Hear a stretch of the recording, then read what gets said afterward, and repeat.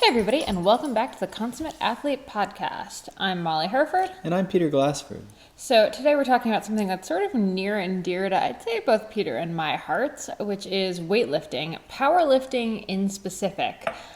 As I tell our guest, I have a bit of the one thing I can brag about with this is at one point in college, I accidentally won the bench press championship for women under 145 pounds. In the weightlifting gym where I spent a lot of my time. It's impressive. You probably bench press more than I do. There's a distinct possibility. I remember in high school, we had to do fitness testing, and bench press was one of them. And there was one for most reps you could do with 120 pounds, and then there was max reps. That seems really unfair. Yeah, and then there was max reps. So conveniently, I finished both tests in the same. Mm-hmm. Same test because I only did. I think it was a stretch to say I did 120 pounds once, but that was basically, it was done. It seems really, really unfortunate. When I did it, it was half your body weight. So, it's pretty good. I was a little bigger in high school. Yeah, 240 pounds.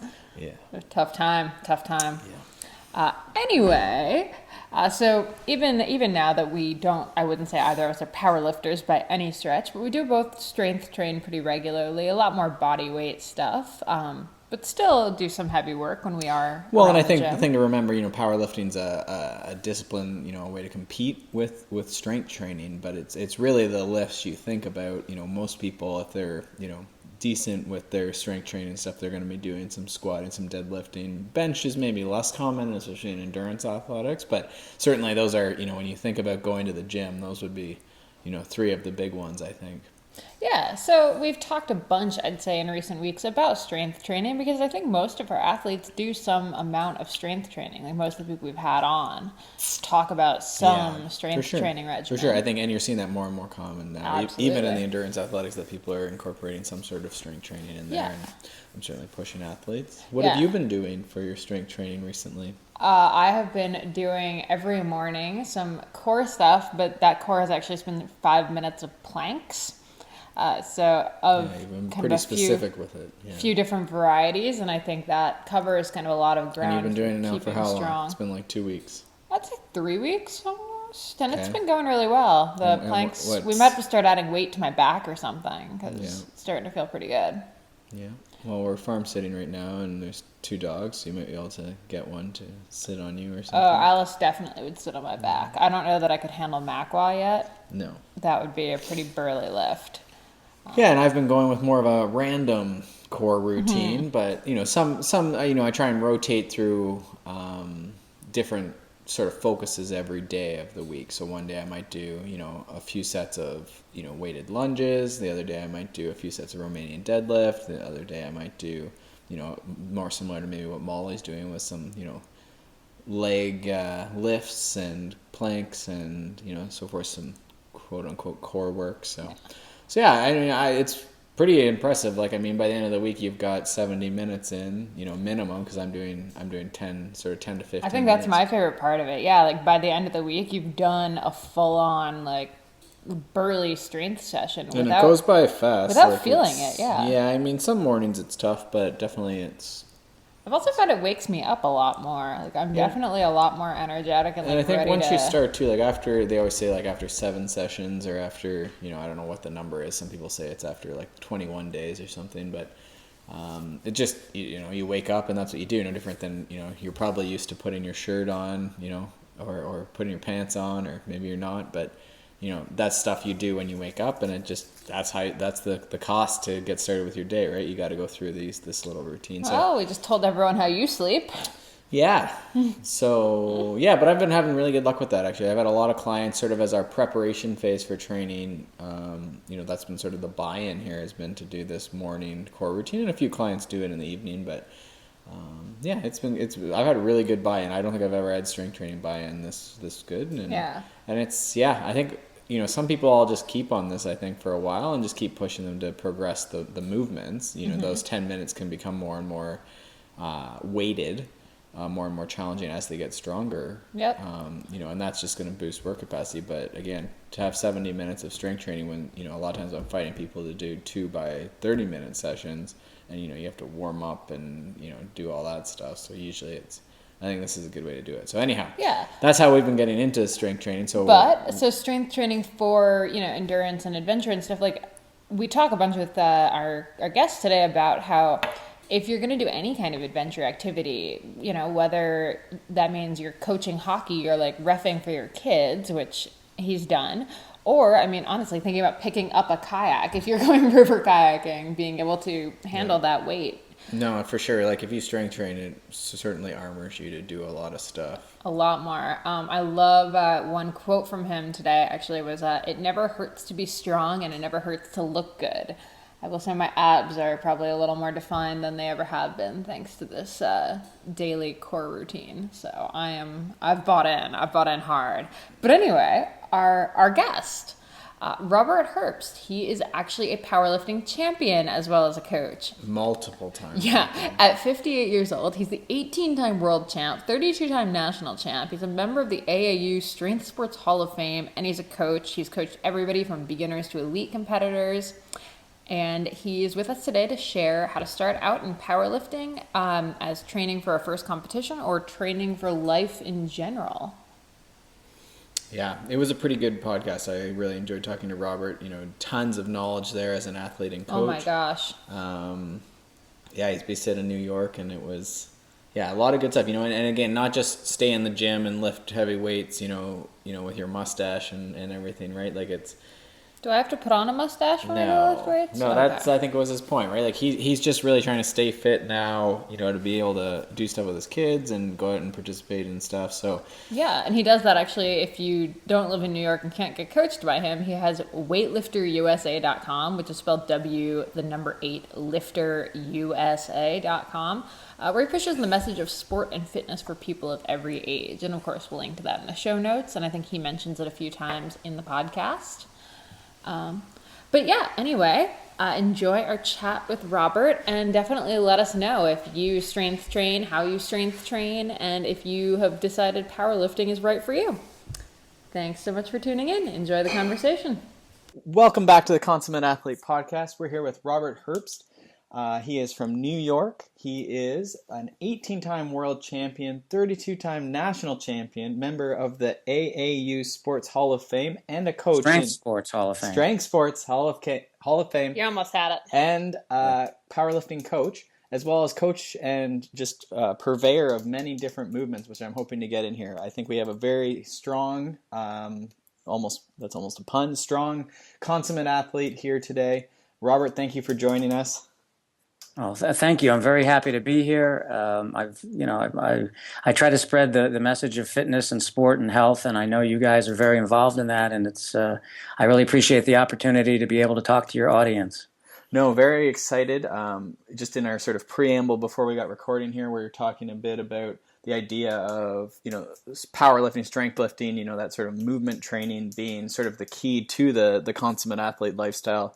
And you were talking about how you felt that it enabled you to stay healthy. You're 58 years old now, if I can, say your age here out loud. It's a matter of public record, and my kids tease me about being old, but I tell them I've earned every minute of it. So. Yeah, it sort of comes hand in hand, right? Like when you have 18 world championships, like there's something, they only happen every year, I imagine, right? So that's true. And by the way, that doesn't include the times I was second or third or anything, but it's just so 100%. Much you can talk about. Yes, yeah, that's it. So I'm excited here because I do think, I'm a big believer in strength training. I don't have as much of a background in powerlifting per se, but certainly those key 3 movements, which are here, is just squat, deadlift, bench, right? Correct. Yes. So, those are your standard, 3 of the big, maybe 5 movements that you might see people doing in the gym, right? So I'm going to drop in my pallbearer of having won the Rutgers women's bench press competition the one year for women under that's great. 150 pounds. So, all right. That's excellent. That was my foray into weightlifting. Well, powerlifting, per se, is not an Olympic sport, but in the Paralympics, they actually have powerlifting, and that's the bench press because it's a good movement for people who can't use their lower body really. Mm-hmm. So the bench press has a lot of applications, and frankly, uh, especially in America, most people have bench pressed at least at one time or other. They fooled around in their basement, they fooled around in high school, and it's something. All the myths that used to be of coaches of if you lift too much, you're going to get muscle bound, have gone just the opposite. And in fact, I was talking to someone the other day whose sons played high school football in Arizona, and from the time they got out of middle school until the time they graduated, they had to follow a weight program that went 12 months a year, and it heavily involved the power lifts, bench press, squatting, deadlifting. And powerlifting in and of itself, is a sport where you can compete, and it's very rewarding. I'm just like running. A lot of people run for fitness, but hey, wouldn't it be great to try a 10K? Right. So what got you, we always like to sort of start with a bit of your story, like why, over 32 years ago, going off your 32 national championships, why did you start powerlifting or just weightlifting, I guess would have been the entrance point? Well, I started, it's almost cliche, about I'm not sure if I was a 99-pound weakling, but in high school I was, small and skinny as a freshman. And again, this is long before they had, fantastic high school weight rooms and high school weight training programs and all that. And I wanted to play. I played a number of contact sports. I was too small for football, but I started playing lacrosse and was basically getting killed as a 100-pound freshman. I played hockey as well. And I remember the time I actually realized I was small because I had a collision with one of my teammates. And at the time, he weighed 210 and I weighed 110. And I went flying and he stayed there. So I thought I maybe needed to do something to try to help myself. And coincidentally, I had gone to a lacrosse camp where there were all these high school and college All-Americans, walking around. And I said, how do I improve my shot? And they said, well, you got to work your forearms. So start lifting weights. So I went out and got the York 110-pound barbell set and started lifting in my mother's basement on a rug. I didn't even have a bench press bench. I just lay on the floor and pulled the weight over on top of me. I later learned that I was doing a specific exercise called the floor press, which works your triceps. But I just kept doing it, and I continued as I got to college. I actually wrestled in college and played lacrosse. And then kind of one other theme that overrode that is I also had scoliosis. I have one hip that's about an inch higher than the other, and it caused me a lot of back pain. And a doctor told me when I was a teenager never to lift heavy things off the ground again. And I, really wasn't excited by that news or instruction. And I thought to myself instead, what if I encased my back in muscle and thereby took a lot of pressure off my spine? And so started doing deadlifts and things like that. A deadlift is one of the competitive power lifts.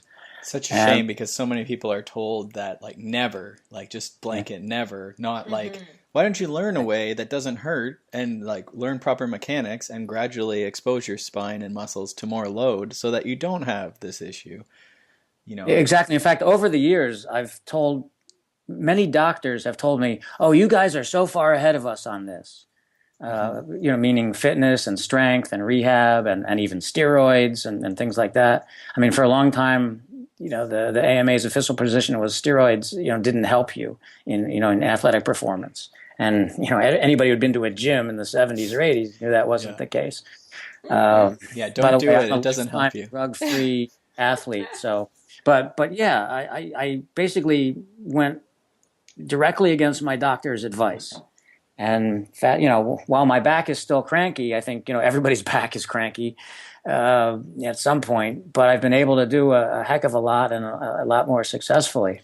Yeah, and that's the tough thing. When people hear deadlift, they automatically assume back pain. But that's not statistically. There's no study really that I really try and stay up to date on all this, and there's no study that says deadlifting is more dangerous. And in fact, most of the time, any of this heavy loading, sort of progressive plans are actually fairly well supported. And I think what gets missed is, how many people sitting on the couch doing nothing like maybe your doctor intended you to do have horrible, like crippling pain. Oh yeah, and not pain, but even weakness and exposure to injury. I mean, for instance, a few years ago, UPS, the delivery service, came up with the idea that they would have all their drivers wear supportive belts while on the job because it would reduce injury. Right. So what happened is some injuries decreased while on the job, but they found that their workforce was all getting injured on the weekend. Yeah. Because what happened is all week long they were wearing these belts, which took the pressure off their back and their abs or core. And when they then went out to do chores around the house and lifted something to clean the gutters or to paint the house, they got injured because they were suddenly weak. Mm-hmm. Where they used to spend all week, all their work week, lifting stuff. So the person on the couch is actually exposing themselves to injury, and also they don't get the benefits of exercise. Right. I mean, a movement like the squat or the deadlift is known as a compound movement. It uses the major muscle groups. It gets everything involved, and they've found that doing that type of compound exercise actually causes your body to produce more growth hormone and more testosterone. And this is in both sexes, by the way. As you know, women, have testosterone just, less than men, but it's an important hormone for them. So you see all these commercials on TV for low T and the pharmaceutical companies, wanting to sell you testosterone. But you don't have to go out and buy it. Your body will make it in response to the exercise. Mm-hmm. And that's also better for you because your body's making it to meet a demand. You're not giving yourself an artificial doses of an artificial chemical, which can mess with your hormonal system. So there's huge benefits, and no one says you have to go out and deadlift 500 pounds or be in competition, but you can work it into your weight program, and it helps you really in any sport. For example, this past summer, I was down in Rio at the Olympics where I was supervising the drug testing for 23 of the sports and in the Olympic Village. And I trained late at night in the Olympic Village gym. I used to call it the coaches' hour because all the the athletes, the coaches were in there. A lot of people my age, and they were all lifting, and they were all even their workouts were intense and impressive. But one day I was doing deadlifts, and I shared the platform with an Australian bronze medalist archer, and he had competed earlier in the games, and he basically was hanging out in the village and having a good time and lifting and all that. And he was doing deadlifts, and my first thought was, an archer, okay, great, because we all kind of joke about sports like that. That's not a real sport and all that because you don't sweat. But then, in talking to him, and by the way, he was 37 years old. In talking to him, it occurred to me that he has to stand perfectly rigid, holding, a bow and arrow apparatus perfectly straight while pulling the bow under tension. And what better way to train your body than to stand holding several hundred pounds perfectly upright? Mm-hmm. And a deadlift, works all the same muscles that you'd need in archery or anything else. Your grip, your arms, your lats, your hamstrings, your spinal erectors, the whole kit and caboodle. So, awesome. Deadlift helps, everything. I mean, another, prime example is Curtis Granderson, the baseball player who was with the Yankees and now with the Mets. It's widely known that a few years ago in the off season, he embarked on a powerlifting program with a lot of deadlifts, and there's videos out there of him deadlifting and things. And the next year, he hit, I think, 40 home runs for the Yankees, which he'd never done before. His power and production went way up because he was suddenly, a lot stronger. Mm-hmm. And while he had still, he kept his baseball skills. He didn't get muscle bound, and if anything, his muscles, were even better, and reflexes were better because he had been doing all this weight training. But with his power, what used to be singles was now home runs.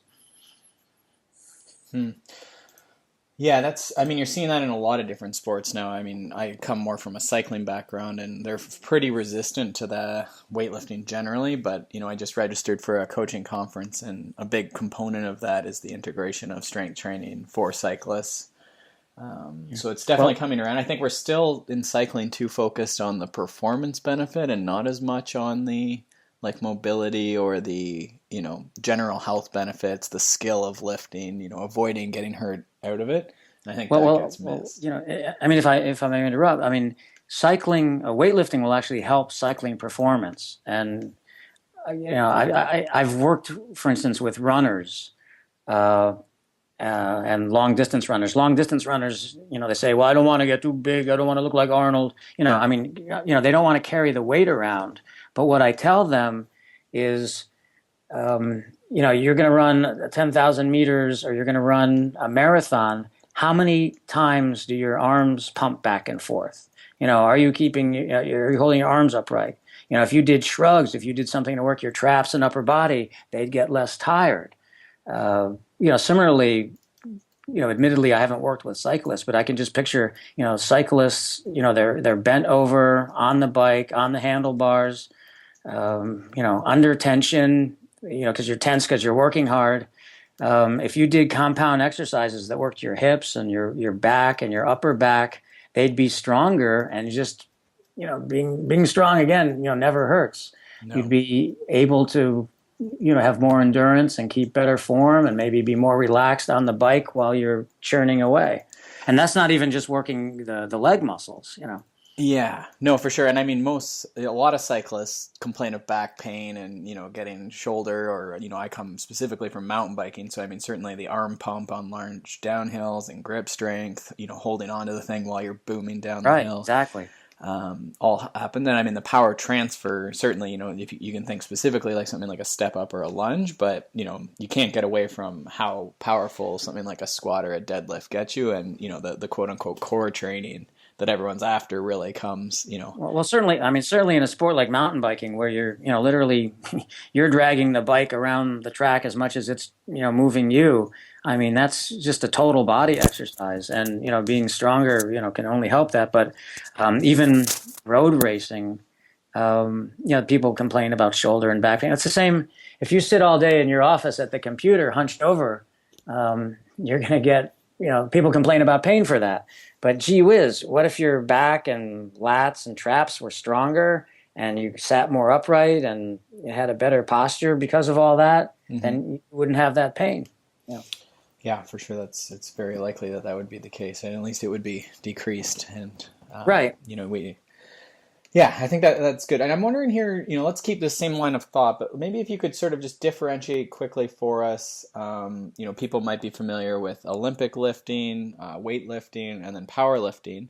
Is there a quick way you can differentiate? We talked a bit about the three lifts for powerlifting, but is there? Well, sure. I mean, it's all lifting weights or weight training, but the events that are contested in the Olympics, for instance, if you watched the Olympics on TV and you looked at the weightlifting, it would be the clean and jerk and snatch, those two lifts. As I mentioned in the Paralympics, they do one of the power lifts, they do the bench press, but in a pure powerlifting competition, they do the squat, bench press, and deadlift. And they're just different movements and different exercises, and they're somewhat different. For instance, the so-called Olympic lifts, the weightlifting, the snatch, and the clean and jerk are a lot more ballistic and more technique-driven, meaning you're moving a relatively lighter weight. And when I say relatively compared to powerlifting, it's a lighter weight quickly, and there's a lot of technique involved. And as you go older, the ballistic part of it, it makes you more prone to injuries. And it's harder to do as you get older. Whereas in powerlifting, with those lifts, there's less technique involved. Obviously, there's a right way to do anything, but it's not so technique driven. For instance, if you've ever tried to do, a snatch and you get a little bit out of the groove or something, the weight falls behind you and it's over. Whereas if you're squatting and you kind of lean forward, you can kind of maybe rescue it. Use more back than legs or whatever, but you can rescue it. And also the power lifts are a lot heavier. For instance, as a middleweight, I've deadlifted what the super heavyweights clean and jerk in the Olympics. So when I know, for instance, I've deadlifted 500 pounds in competition, so I know what 500 pounds feels like. I just got it to my waist, but someone who weighs literally twice what I do can get it overhead.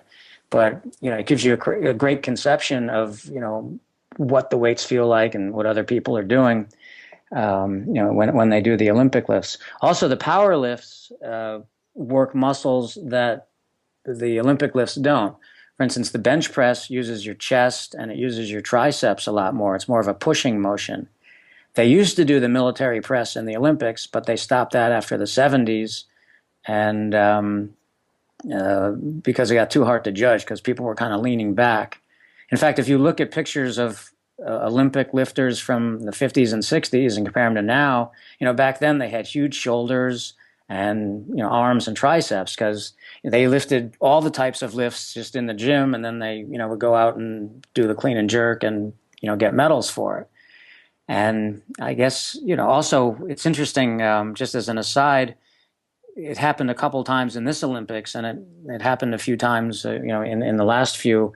And how it always used to kind of makes TV is the Olympic lifters seem to be dislocating their elbows, and it's a horrific injury, and it makes it for great television, but that never used to happen before. And I think the reason is nobody has any triceps. Mm-hmm. When it used to be, you do the military press and you'd clean 250 or 300 pounds to your chest and then press it up.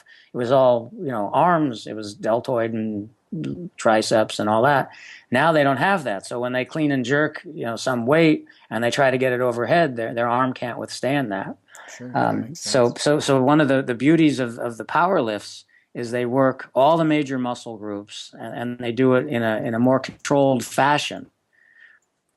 Right. Now, do you guys do anything as far as, to me, it seems like you're missing sort of that horizontal pull with those three lifts. With the exception of bending over for the deadlift and sort of isometrically holding it. Would you do something like a bent over row or something as sort of your augmenting? Yes, definitely. A bent over row is one of the main exercises that people do in training for their lats, their latissimus dorsi, for their back.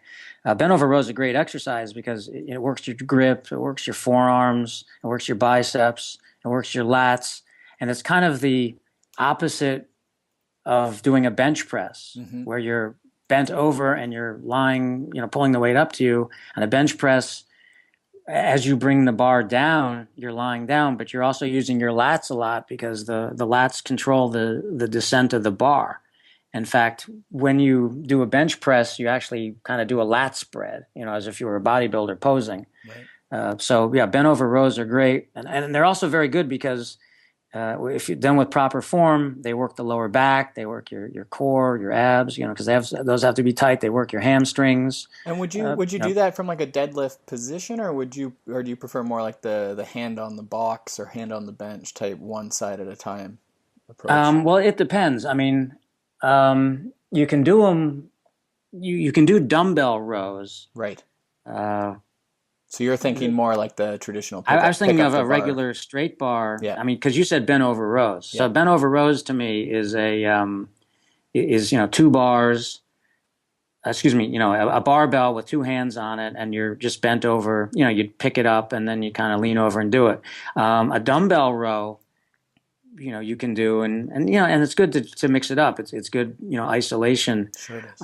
My problem is at some point my grip, is weaker than my lats, right? And my biceps are. So I, have to then start cheating and using, lifting straps or something like that. Right. Do you work on grip strength? That's something that we've come through a few different sports and people we've talked to, things like rock climbing. I'm trying to think when else it's come up. Certainly mountain biking, it comes up. But obstacle course racing. The obstacle course races, because they're hanging off of stuff so much. Do you do any specific grip strength training in that? Certainly picking 500 pounds off the ground is going to challenge that, like you say, pretty quickly. But do you do anything like farmer's carries or, stuff with sand I've seen and stuff like that? Do you do anything like that? Yes, absolutely. In fact, I do farmers walks every Saturday, rain or snow. I like it. It doesn't matter. And what do you use? Are you using like two barbells, or like what are you using to hold? You got something you prefer?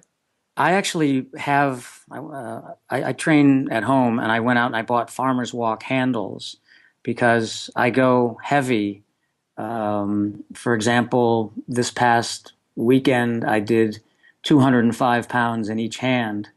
Uh, and then, frankly, my limiting factor is my grip, and it gives out before everything else does. And so then I did that, and after I did the 205 for a certain distance, and by the way, 205 in each hand, that's picking up 410, just picking it up alone is a good workout. Yeah. Is I did 155 for a much farther distance. First, I did it up a slight grade. I was home in my backyard, and then I have a kind of a sloped driveway, and then I went out to the street. Much to the neighbors are used to it now. In fact, when my kids were in high school, used to have half the wrestling team over on Saturdays, because they were all out there and we were doing this. I would do a much longer distance with a more moderate weight. I had 155 in each hand. And I just go down the street until my arms are on fire. Right. So the handles are something that you're putting them onto two barbells. Is that well, they make Farmer's Walk handles, which are kind of like a shorter version of an Olympic bar with a handle attached, kind of like a. So you're attaching kind of like the top of a chair, some sort of right angle, right. Thing, handle stuck on that. And if people go on the internet, they can look up Farmer's Walk handles, and they're sold by a lot of outfits. And that just allows me to carry a lot more weight than dumbbells. I mean, my local gym, the dumbbells go up to 120. Yeah. I mean, obviously, if I'm doing 205, 120 is not really helping me. Yeah. I mean, for people just starting out, it's plenty. I can do it. But one of the things to work your grip is try not to be reliant on wrist straps. For instance, I only use wrist straps when I go over a certain amount, like 315 or something, and I'm really working my shrugs, and I don't want to be worried about my grip. I want to concentrate on my traps, that I'm working for. So if you do the exercises without the straps, and you make your forearms do the work. For instance, the dumbbell rows that we talked about. Some people, I see them in the gym, they've got straps on with 30 pounds or 40 pounds. Well, right. That's you're cheating yourself. Yeah, and that's what I've found too. I've worked in the gym, and it's usually people who are pretty early in their gym and weightlifting exposure, right. And then also obviously a bit of a bias towards cycling clients. Right. And these are people who, dream of doing pull-ups a lot of the time, fearful almost of hanging from a bar. And then certainly right. you give them a 15-pound dumbbell and they're shuddering and thinking it's too heavy, right? So do you deal with that, as far as beginners at that level very much in your gym? I mean, I do.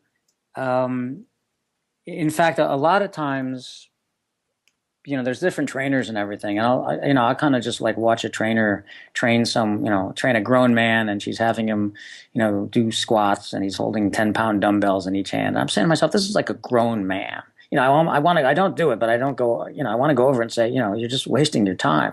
I mean, you get more of a workout carrying groceries from your car. Right. Basically, if someone hasn't lifted at all or hasn't lifted in a very long time, I have them do body weight exercises for 2 or 3 weeks, just to kind of get them used to it. Push-ups, one-legged squats, things like that, just to get things going. Pull-ups, chin-ups, hanging from a bar. I mean, I've read that the average American male can't bench press his body weight. So they have to start doing body weight movements, and that also helps get them going, because it's kind of hard to get someone motivated to lift weights when they've got 25-pound plates on the bar, which would bring a weight to 95, and there's some woman or high school kid next to them doing 120 or 100. So I try to avoid the embarrassment factor by getting them into shape to at least start training with weights that they don't feel bad about. And then I tell them also, it's not important to how much you're lifting, but always try to use good technique to start, and then the strength will come. Right.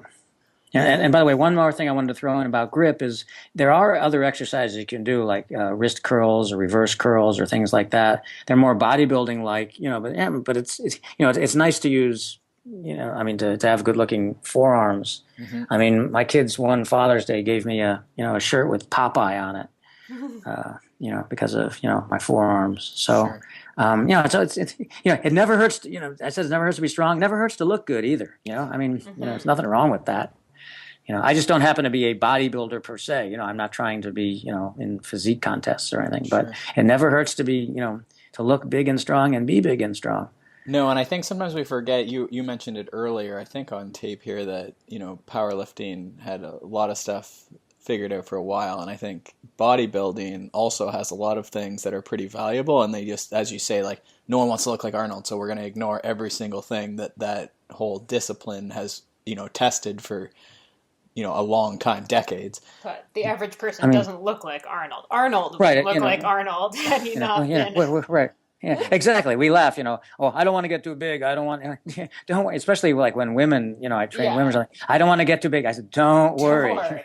You don't have the hormones. You don't have the whatever. We're not going to go visit a pharmacist. Do not worry. You're not going to look like these girls on TV. I have the same thing with cyclists I work with, right? Because it's like there's so much volume in there. I'm like, when we start gaining weight and there's these muscles popping out of everywhere, can we have this discussion then? And until then, let's keep increasing weight as like appropriate. When your jersey doesn't fit, we can talk. Well, the funny thing is, again, if you look at pictures of the lifters from the 40s or 50s or 60s, Tommy Kono, whom you may have heard of, he just died a few months ago, was an American. He was a Japanese American. You may have heard the story. He was interned in one of the internment camps during World War II, and he started lifting. And he won gold medals in lifting in the 52 and 56 Olympics, and took a silver in 1960. And he was voted, one of the greatest Olympians of all time, in 2000. And not just of weightlifting, but of all Olympians, Mark Spitz or Carl Lewis or anybody. And he also, along the way, won the Mr. Universe title. Because again, in those days, people just lifted weights. And they lifted a lot, and they did a lot of exercises. And when it became time to enter the Olympics, you did the clean and jerk. And when it became time to enter the Mr. Universe, you kind of worked on your posing a little. But just by doing, a lot of exercises, a lot of different ways, you got muscular. The pictures of him, by the way, he looks great, but he doesn't look anything like you'd see on one of the magazines today because, he wasn't taking steroids and, he wasn't totally concentrating just on physique or anything. But, for a 165-pound Japanese guy, he looked pretty good. He looked pretty good for anybody. Yeah. And again, was one of the best Olympians, greatest Olympians ever. Yes. I think, the message is, they were focusing on that and doing a lot of things as far as nutrition, if not from other components that maybe were augmenting that, and they weren't training as, endurance athletes or whatever. So, I think there's a lot of benefit. You had alluded earlier to, just opening up a lot of things like running, and you mentioned when we were talking at the beginning about jumping in to referee a basketball game and stuff, which involves a lot of running on hard court or, whatever. Right. So, well, just as people should, maybe not look at my world championships or all that and just, look at the fact that, one of the things you just alluded to is, while my kids were growing up, I coached their soccer and their hockey and their basketball and their baseball and their lacrosse. And I'm, out there running around with them, not thinking anything about it, just kind of doing it because it was there, while a lot of the other parents were literally just, sitting in the bleachers watching me. And I would call, especially for some of the practices, like a little league practice or something, anybody want to come out and, help warm up the pitchers or something, and the average guy can't even get down into a squat to warm up a pitcher. Yeah. But, and that's just not a way to run your life in my view. But, if a lot of your, viewers or listeners or clientele or endurance or other athletes, you can balance what you do for your sport and work in the weight training. again, I was down at the Olympics and was able to see a lot of different, training going on, a lot of different athletes. And the swimmers would go from the pool to the gym. Now, were they doing their max deadlifts that day? No, they were getting ready for the Olympics. They were concentrating, they were tapering their endurance, but they were doing stuff that fit in, and there's a time and a place for everything. Mm-hmm. I mean, if you've been running for 6 months steady and really putting in the distance and pounding yourself, and it's about to be winter and the weather's going to be miserable, maybe you back off the running a little, and it's a good time to work on your strength and heal up. Mm-hmm. And that way, when you get back in the spring and you start stretching out the distance again, you're that much stronger and that much more healed. Right. We're talking about powerlifting, but the powerlifting lifts, it's great to challenge yourself. You don't have to enter a competition, but maybe, while you're training that winter, you put on the calendar, all right, February 21st, I'm going to do, maxes in all my lifts. Mm-hmm. And you kind of train for that for 2 months, and wow, I'm doing better than I did last year. And then you heal up from all that. That's one of the attractions that I think a lot of, especially endurance athletes, but a lot of different sports actually find that they like about strength training is that you can sort of map that out, especially when you're new. You can basically plot that linear gains, chart and increase by 5 pounds or whatever every week or every session, and know that in January you'll be able to do 300 pounds, or whatever, maybe not 300 pounds, but, X number of pounds more, right? Well, I mean, one of the great things about lifting is the success or failure or the achievement is very tangible. I mean, I think we've all gone for a run and thought, wow, that was really good. And then we look at our watch and we go, what? Yep. How could I have been that slow? Man, I thought I was having a good day, But in lifting, you either lift it or you don't. And if you just deadlifted 200 pounds and your personal best before that was 190, wow, it's there. Mm-hmm.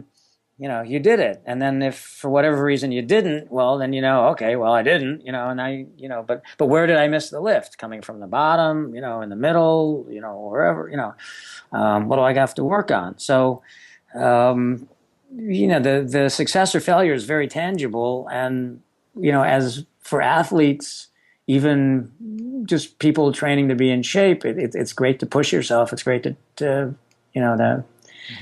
test oneself, to test one's limits. Right. I mean, the beauty of sport, I mean, for instance, I'm a lawyer, I can write a contract or, give comments or something, but there's, 50 other lawyers who do the same thing or give different comments or whatever. But, I go to the gym, I just lifted more than anybody, or lifted better than I've ever done. I don't know if that's the best contract I've ever done. Or is this the best podcast I've ever been interviewed for? I don't know. I hope so. I think so. Yes. Yeah. But tell me it was. But the point is that the success or failure is tangible, and I'll tell you, if you lift a heavy weight, it's incredibly satisfying. There's a very visceral, almost primeval feeling about it. I mean, Yeah, I would say, and anyone who's addicted to like a runner's high or something like that, which I'm also addicted to, but. Definitely when I've gotten really good with my deadlifts, which is all relative talking to you, mm-hmm. but when I've had some good lifts, like that feeling, like I was blown after, like very fatigued off of, a set of 5, a set of 3, maybe even just I don't do a lot of heavy pulls, but maybe a set of 2 even. But that's like, like it's a completely different feeling, but similar. Like you're pretty excited about it, but fatigued for sure. Like the amount of fatigue was so surprising to me off of, again, 2 reps. So like under 10 seconds, right? And you're just, Exactly. It's not like runner's high per se, but, certainly after a hard workout, I mean, I feel spent, but I mean, I'll just give an example. I wasn't able to train a lot or heavy, during the Olympics because of just what I was doing. I was, working very long hours and, things were very intense. And I kind of budgeted that into my training. I figured, okay, I would, I've been training hard all year. The nationals were in June. I kind of kept myself going, but I knew I'd go light over August. So I'm just kind of building my way back. So and just to give a frame of... Is that like a whole month you took then as sort of lightweight, like 10 to 20 rep type thing? Or were you sort of like full deload, more like just a single set of stuff? Or like I'm curious how you did approach that. Well, what I did is I kind of, went into the Olympic gym. I was like, usually I train, 4 days a week. Well, first of all, I do something every day. I stretch every morning, regardless. I've joked that my last day in the nursing home, I will stretch and then, die. But, as opposed to my regular routine, what I did is I kind of went on a maintenance thing, maybe, 2 or 3 times a week, during the Olympics. And this is the post and pre-Olympic period. The Olympics were only about 2 weeks, but I was there for all of August. And I would just do a couple sets of the major things, a couple sets of bench press. But I also did them different ways. For instance, I used a much wider grip in my bench press than normal. I figured, okay, I'll stress my chest and my shoulders in a different way. Or I did some close grip for my triceps. But my reason for saying all this is I'm slowly, and just to get back to our discussion, is I'm slowly gearing my way back. And for instance, at the Nationals in June, I was around the low 400s. And this week I was doing 320 for 5 reps. So it's roughly 75% of what my max was in June. But between the 4th and 5th reps, I suddenly felt horrible. I put the bar down, after the 4th rep, and this wave of nausea came over me. And I had to immediately say, well, let's ignore that. And after years of, because one of the things powerlifting does is it trains your mind as well, and I, took a breath and started to do the next rep, and the next rep was really hard. And I didn't, it was not ultra heavy, but it was just very difficult compared to where I was. But I did the lift, and then I put it down. And afterwards, I felt very, very satisfied with myself. Mm-hmm. I'm sure I did 75% of my max, but from where I was in life, I just really pushed myself. And that's 75% of your one rep? Right, of my one so rep. So that's still a pretty hard set. Right. And I did it for 5 reps. But what I'm saying is there's so many ways to just get satisfaction from the sport. Mm-hmm. That's wow, that was a really good 5 for, and I did the math, and, that had been more than I'd lifted in, 4 months. So there's a good way of looking at it. If I said, well, gee, that's only 75% of my max and it's killing me, I get depressed, but you have to look at it, in the proper context. And the season, definitely you run into that athletes who want to be fit all the time. So they're never really that fit. They're just always, you overtrain, you're just never peaking, to use that term if I can, but you're just never going to hit that peak because you never let yourself really recover. You're just sort of moderate, and that you might be good enough to do your goals, but to ever really boost through that is going to be really hard. Right. Well, it's like anything else, like the training. You have to, your body responds to the stress by getting more adapted to it through mechanisms which they quite don't understand yet. Your body even anticipates. For instance, if you lift 5 pounds, your body repairs itself to do 6 later on. Mm-hmm. But at some point, it reaches a part where it just can't recover from the loads, and you have to, drop back. Mm-hmm. And not only do you deload your training, you mentioned deloading, but again, even while you're training, you want to stay, you want to take a lot of protein. You want to stay hydrated. I think one of the most underrated things is, or more neglected things, is people aren't properly hydrated. Mm-hmm. Sure. Because if you wait till you're thirsty, they say it's too late. But you should I don't know if there's a formula. People say 8 glasses of water a day, this, that. I don't think there's something rigid like that. But there's a lot of literature out there. But you should drink, a lot of water. I'd stay away from the commercial sports drinks because they're Powerade or something, or because they have lots and lots of sugar in them. Yeah, I always say it's worth playing around with, right? Like if people, wherever you are now, just try an extra glass or an extra water bottle a day. Right. And do you feel better, and are you performing better after a week or 2 weeks or a month at that rate, right? And take them on your non-training day too, because you actually get stronger out of the gym, not in the gym. Because the gym is the stimulus, but then you have to allow your body to respond. Right. And it takes 48 to 72 hours to fully recover from a good strength workout. So you want to make sure during the off day that you're like I said, I stretch every day, but that's kind of good. It means my flexibility, it clears my mind, it gets the blood flowing. But I make sure that I eat the same during the day, an off day than I do on a training day. Sure. Because if anything, I'm stocking up for the next workout. I stay hydrated. If I want, if it's been really hot, especially, I try to take it like a hydration product. Like, your guys probably know about this if they're all cyclists or endurance, but there's a product called Hydrus, Hydrus, which there's no sugar in it or anything like that. And at this stage of my career, I've tried everything. Not drugs, obviously, but this, that, the latest thing.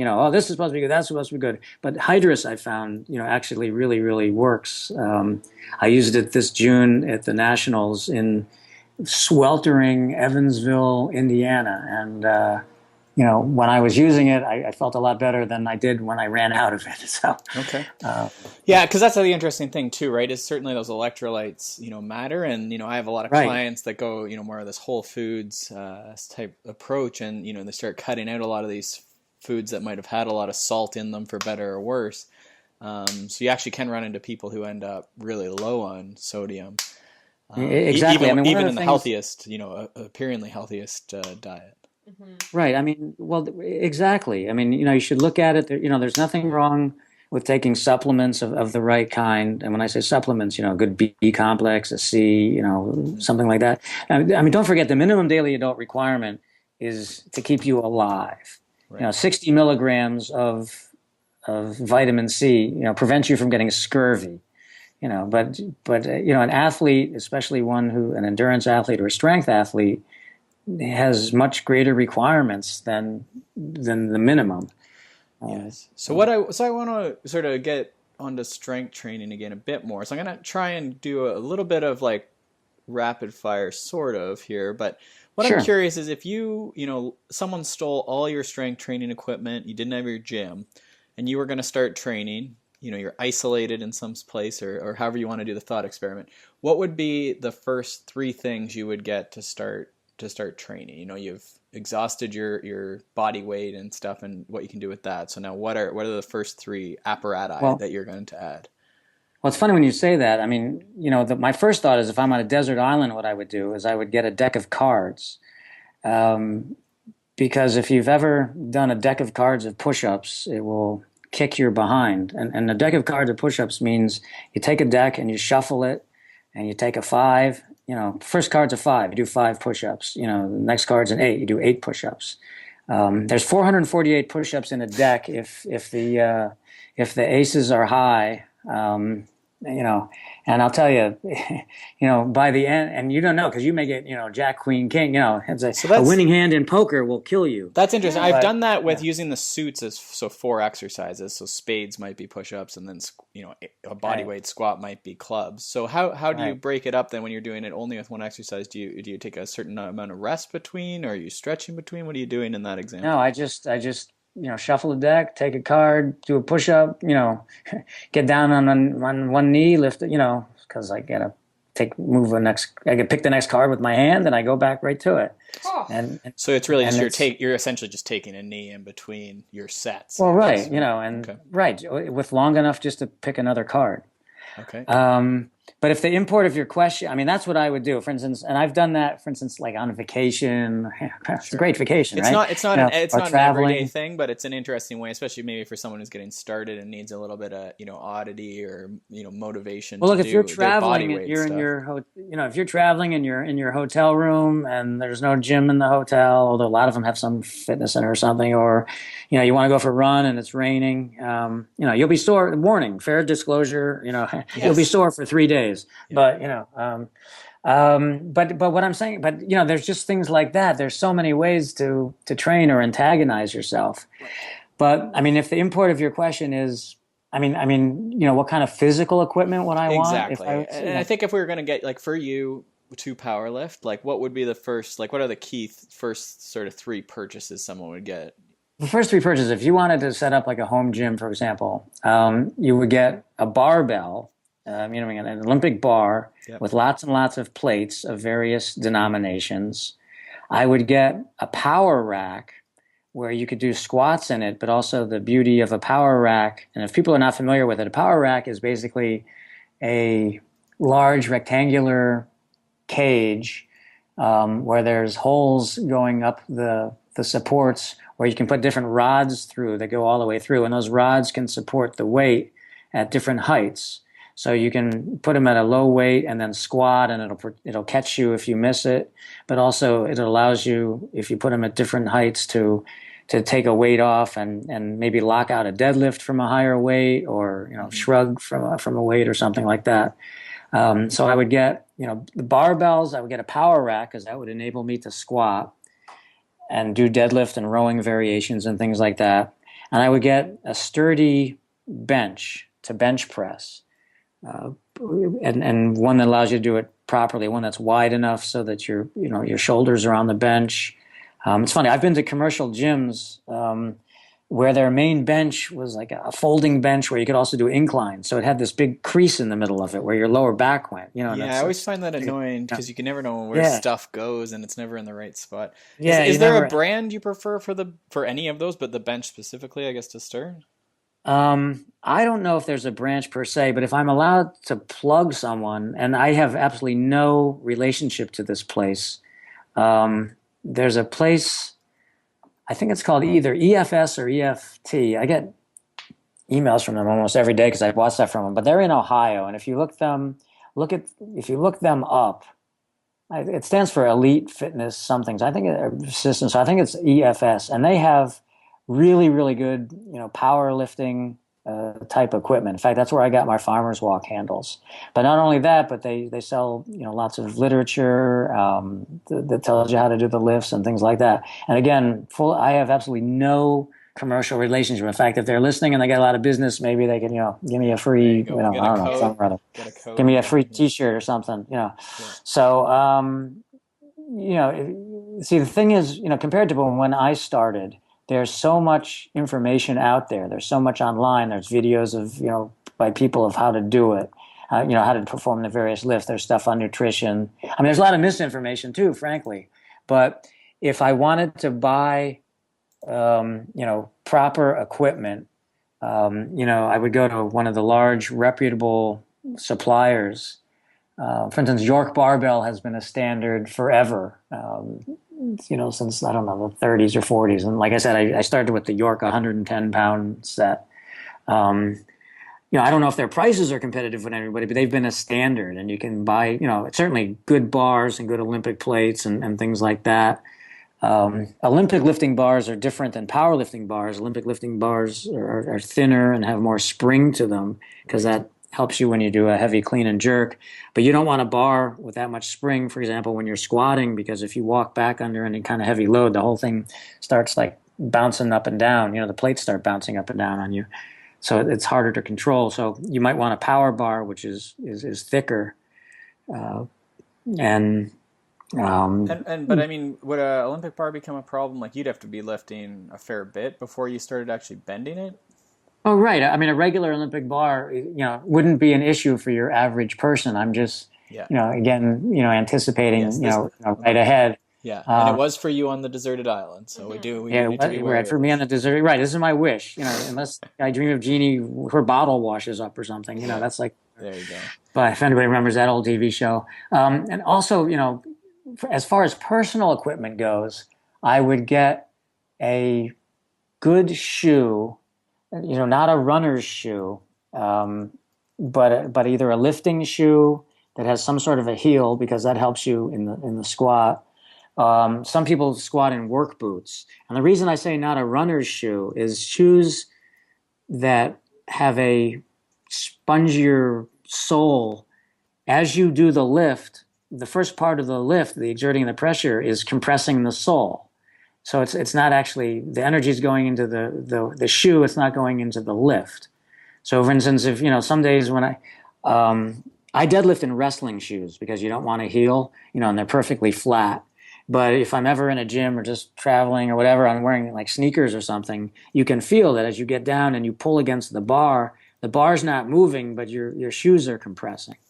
So, and also you don't want to have the kind of, sneaker or running shoe where the shoe kind of, the heel kind of flares out on either side, just because it's, again, it's a different effect and the weight's distributed. So you'd want a decent solid shoe or work boot. And then also, if you're getting any heavier, you might want to get a power belt, which is a good weightlifting belt, but not one of these flimsy fitness belts that you see, but one of the power belts. Because as you lift, there's ways to use the belt for technique.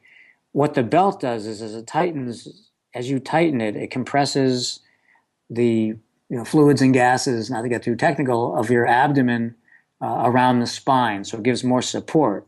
But as you lift, you can learn to, for example, to push your abs, out against the belt, and you get greater leverage that way. So as you start to get into heavier weights, technique is important, and you might as well take advantage of good technique, because that allows you to lift more. Mm-hmm. If you wear the belt and you use proper technique, and just to take numbers out of the sky, if you can lift 25 pounds more, well, then your legs, your glutes, whatever, are getting the benefit of being able to lift 25 pounds more. Right. But just starting out, I would try to stay away from the belt, because I would want to build up my lower back strength. And again, for a lot of normal, quote unquote normal people or beginners in powerlifting, right, that's going to be a big concern, right? And maintaining that, as much as we can. So that's a tool, right? No different than your straps for lifting lots of weight off the ground, or splitting up the load on your grip strength. When you're actually challenging your grip strength, and we're not using 35 pounds with a weightlifting belt on or something here. Right. Yeah. I mean, exactly. So what you want to do, for instance, if someone's just starting out, if I had someone come to me and either had never done anything, or they used to lift in high school and then they went on and had a career or something, and now they want to get back into the gym or whatever, or they've been a couch potato. Besides the disclaimer, yes, they should see their doctor and all that stuff. But assuming they have no other health issues that would prevent them, I would start them on some body weight exercises just to get them used to moving and the movements, and to build some flexibility. And then I would start with the power lifts, but make sure they use really good form. For example, in the deadlift, you want to stay, as upright as possible, at the starting position. And again, there's all sorts of videos and things out there which you can, see what this is supposed to look like. But it means you're putting, more of the stress on your legs or hips than on your lower back, and your legs and hips are stronger than your lower back. And then again, I would make sure I had a well-rounded program. I would work my it's fashionable to say the core, but it's really your abs, because they're the opposing muscles to the lower back. Mm-hmm. And by the way, one aside on that, people think they have to do like 1 million crunches and 1 million sit-ups and all that, and not really. In fact, I do and people are astounded, I do 3 sets a week of some specific ab work, because you'll find that if you squat or deadlift or even curl, standing and curl like a heavy weight, your abs are doing so much work. I mean, for sake of argument, if you squat 200 pounds and you walk back and you're holding 200 pounds on, and then you do a squatting movement, your abs are getting so much work, because if they didn't, you'd fold like a chair. You wouldn't be able to do the exercise. And frankly, doing the power lifts are better for your abs or core than 1 million crunches or sit-ups, because when in your life do you ever do a motion like a sit-up? Yes, I mean, very specific, yeah. I mean, you're lying on the ground. All right. I mean, okay, you get up and, you get up from lying on the ground, all right. So, you're here at the beach, you're on a towel, you get up. That's kind of like a sit-up motion, or you kind of get up from, the chair. But, lifting groceries out of the car and putting them on the top shelf, picking up your baby, reaching up to clean out the gutters, carrying anything. You're standing upright and your abs have to support you. So, it's better to mimic motions that are going to give you the strength in the ranges where you're going to use it in real life. Yeah. No, that makes a lot of sense, and I think that's a good answer to your 3 things for sure. But there's a lot of value there. I think the shoes and the what was your other component there? I'm just missing it here. The belt. The belt are both good things to consider. I think the shoes for sure. I like The buying shoes are a lot more shoes. important because You do love I shoes. find as I've gotten older, I'm more and more inclined. I used to be very much like just one set of shoes for everything, but now it's just shoes for every single possible application. So, Almost as Right. many Well, as me. so yeah. Well, I do have one pair I use for squatting and pair I use for deadlifting because, like, as I said, you want a heel or you don't want a and heel. it's your But specific sport too. But I think your it's point to like just not having your jumbo spongy marathon running Yeah, shoes exactly. is But probably if a I good had someone safety coming to technique. not to talk over you, I apologize. No, if I had someone coming to the gym, and the first thing, and they wanted to do this, I said, just get a pair of like normal sneakers, Yeah, like or Chuck not, Taylors or something like this, like a yeah, skateboard shoe even probably would be firm enough. yeah. Well, it's funny. People, there's like a saying, friends don't let friends squat in Chuck Taylors. Really? Okay. Because they're perfectly flat. They don't have a heel, and for a while that was popular. And people, but you need a heel. But there's actually a saying like that, or a T-shirt, friend. But what I would, like you said, is I would stay away from the super bouncy, just get a good basic, not to plug somebody, Adidas or Puma, shoe that has a sole, but it's like your cross training shoe even. But the cross training runs, they call it cross training, and then they charge you 3 times as much, because it's. So I would just get like a basic Like sneaker, and that's like not ultra spongy, and you can test it if you start like bouncing across the floor just walking, that's probably not good. No, I think that makes a lot of sense, and I think that's a good introduction. We covered a lot of stuff there. I think we will call it here. I think we almost are going to have to get you back to maybe drill in on some of the specific movements. You were Yeah, really I'd good. love to. Yeah. But yeah, I don't want to take up too much of your time today, and I think that's a lot for people to digest as far as, a couple different workout ideas, what the moves are, the differentiation between the different sort of disciplines of strength training, why to do strength training. Yeah, there's a lot there. So thank you very much for your time, Robert. We did want to just mention your website to finish off. Did you want to give that to us here? Sure. If people are interested in learning more about powerlifting or want to contact me, with specific questions, I'd be more than happy to help them. My website is weightlifterusa.com, but it's spelled W8LIFTERUSA.com. Awesome. And I got that from, actually, I had to renew my license plate, and I'm not a personalized weight license plate kind of guy, but my son came up with, how about weightlifter, W8, and he was 8 years old, and we went, wow, where'd that come from? Right.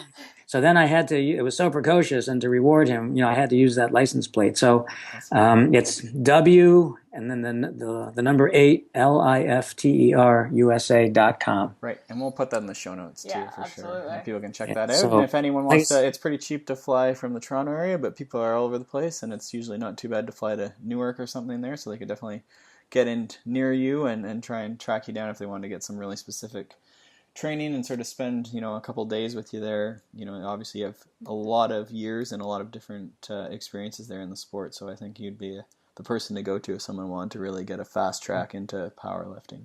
Well, thank you, and absolutely, I'd love to help people. One of the things that powerlifting engenders, and it's the same with cycling or any other sports, is you kind of get into it and it develops a passion. So as you can tell, I love talking about it and I love helping people with it, and I'd be more than happy to answer questions or get people started, or even show them how powerlifting will help them in other sports. Awesome. Well, thank you again, so much, Robert. Yeah, we'll get you the show notes and stuff, and let you know when the link goes up. And yeah, we'll definitely have to do part 2 soon, because I want to break down squatting at some point too. Yeah. Oh yeah, I could. Perfect. I could talk at great detail about squatting. Let's put it that way. Yeah. Awesome. Thank you, Robert. Have a great day. We'll talk to you soon. Thank you. Bye-bye. Thank you both. All right, take care. Thanks so much for tuning into the Consummate Athlete podcast. We would love it if you'd go over to iTunes and leave us a review. And if you have any ideas or people you'd love to see on the podcast, feel free to tweet at us at Peter Glassford and at Molly J. Herford, or find us over at consummateathlete.com. Thanks for listening, and we'll see you next time.